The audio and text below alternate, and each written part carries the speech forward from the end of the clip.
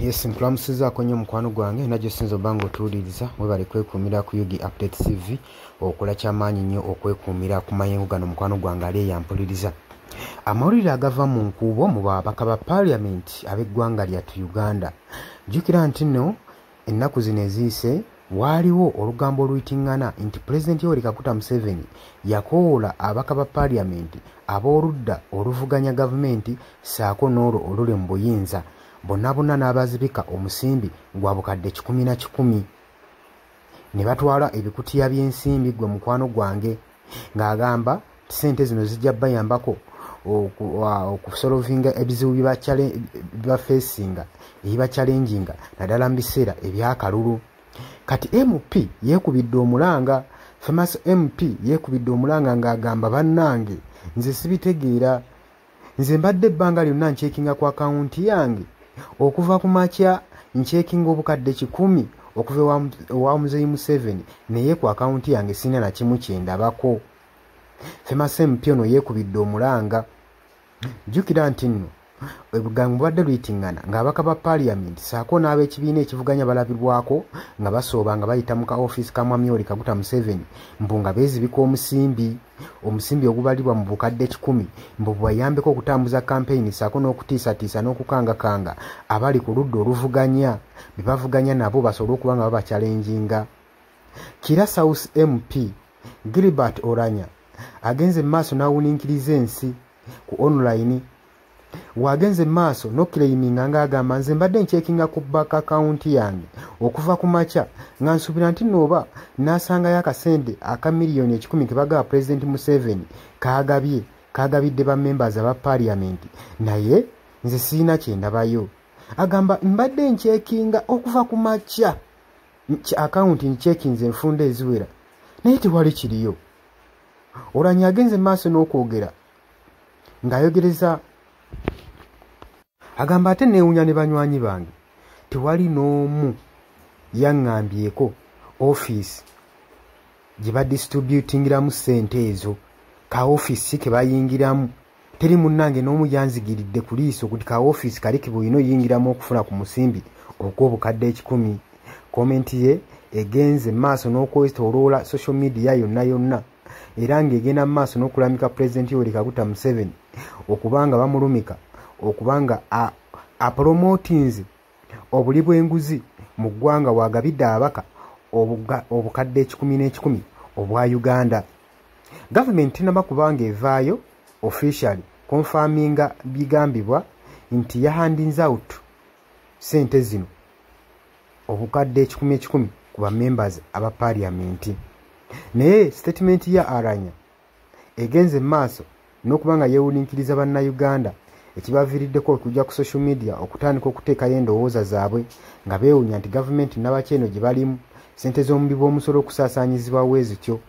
Opposition MPs ne ba civil society actors previously gye buvuddeko emabega baraisinga concern nga bagenda mu maaso n'okugamba nti nno kino nga boogera ku ssente ezisaasaanyizibwa nga tewali kunnyonnyolwa ensonga lwaki ezigenda mu maaso n'okunnyonnyolwa era bagamba weetaagawo transparency n'accountability ku public financial management.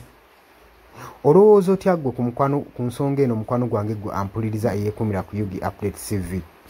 Abali emitala w'amayanja mwebali kwekuumira ku Yugi Update TV era nkubiriza nammwe mwenna batanna kubanga mutweyungako mugende maaso wali ekigambo subscribe kikooneko ojja kuba nga osobola bulungi nnyo otwegattako. Mbagaliza olunaku olulungi mweraba. Yes, nkulamusizaako nnyo mukwano gwange yonna gy'osinzira okuba nga otuwuliriza gwenna omuwuliriza wa Yugi Update TV. Mukola kyamaanyi nnyo okwekuumira ku mayengo gano. Mmwe abali emitala w'amayanja abali mu diaspora nammwe mbalamusizaako nnyo sibeerabidde kubanga yemmwe mpagi luwaga abayimirizzaawo amayengo ga channel eno okubanga ekulaakulana n'okutuusa eddoboozi lyammwe eri abantu be muba mwagala libatuukeko bonna. Abali emitala w'amayanja ye mbamenye ntya abali e Qatar, Dubai, US, UK, abali mu South Africa, abali ku muliraano mu Kenya, Nairobi, abali mu Canada, abali mu Dubai, mwenna mbaanirizaako nnyo mwe bali kwekuumira ku mayengo gano aga Yugi Updates TV.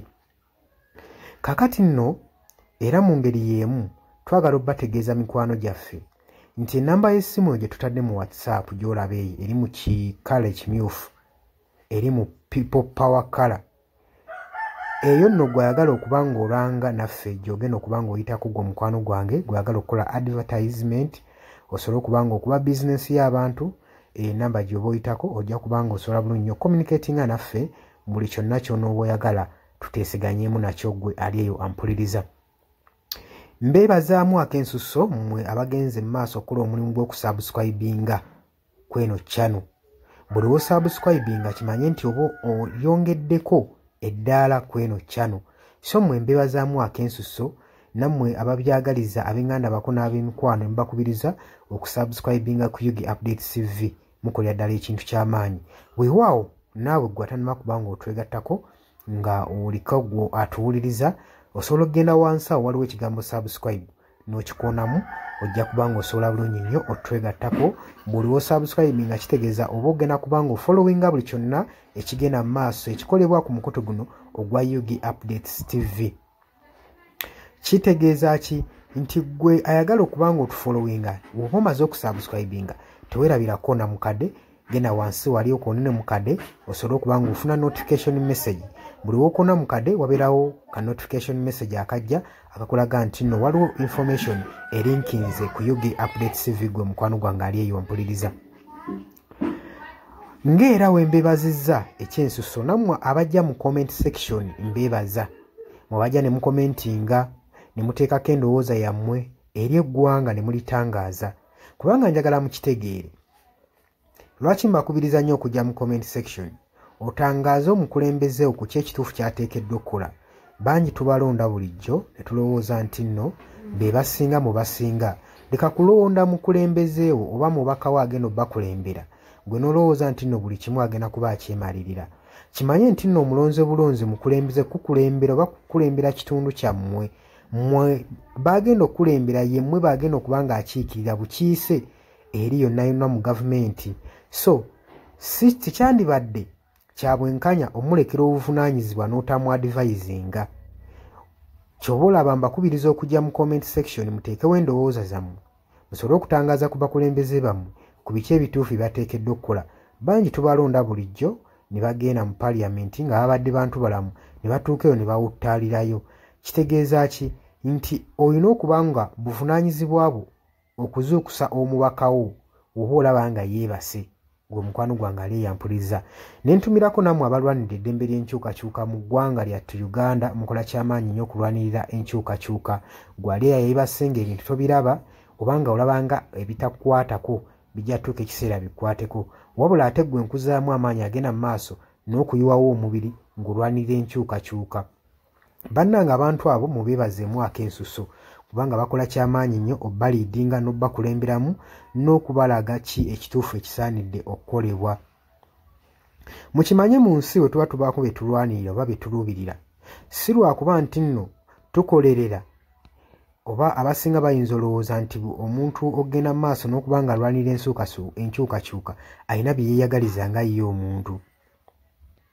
Kino njagala okukibategeeza nti mu kulwana ebiseera ebisinga weewaawo tetufuna ekyo kye tuba twagala kye tuba tuluubirira naye okulwana tusuubira wano mu kulwana tuba n'essuubi nti tusobola okufuna ekyo ekitugwanira. Kati naawe mukwano gwange ali eyo alwanira enkyukakyuka kino kankikutegeeze wandibanga nno oli eyo olwana nga tumanyiddwe ogenda kifunamu weewaawo oyinza obutafuna ekyo ky'oyagala naye osobola okufuna ekyo ky'ogwanira. So tulwana olw'enkyukakyuka nga tulwanirira okufuna ekyo kye tugwanira. Kati gwe mukwano gwange ky'ofuna kye kiggwanira eyo gy'oli wandibanga ky'oyagala okifuna naye kye kiggwanira. Bangi mugenda ne muwambatalira eyo mu bibiina by'obufuzi ne babafujjirira omusimbi.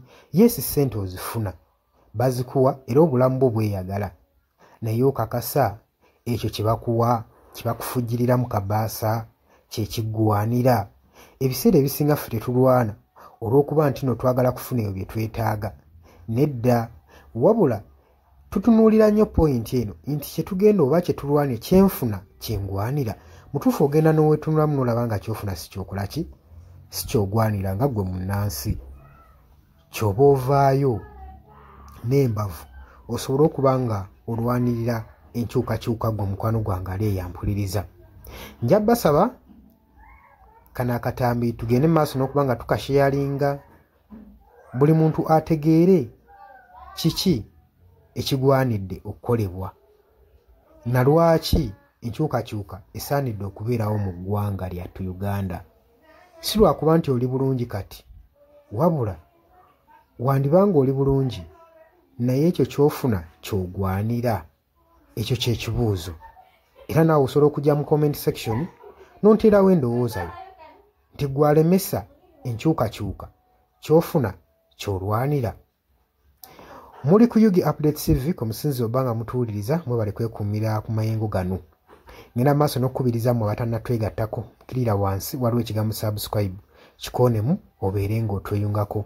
Ennamba eyo gye ntaddeawo nabagambye dda gwagala okulanga naffe gy'oba oyitako ojja kuba ng'osobola okommunikatinga. Mbaagala nnyo, mweraba era nga mbaagaliza ebisinga.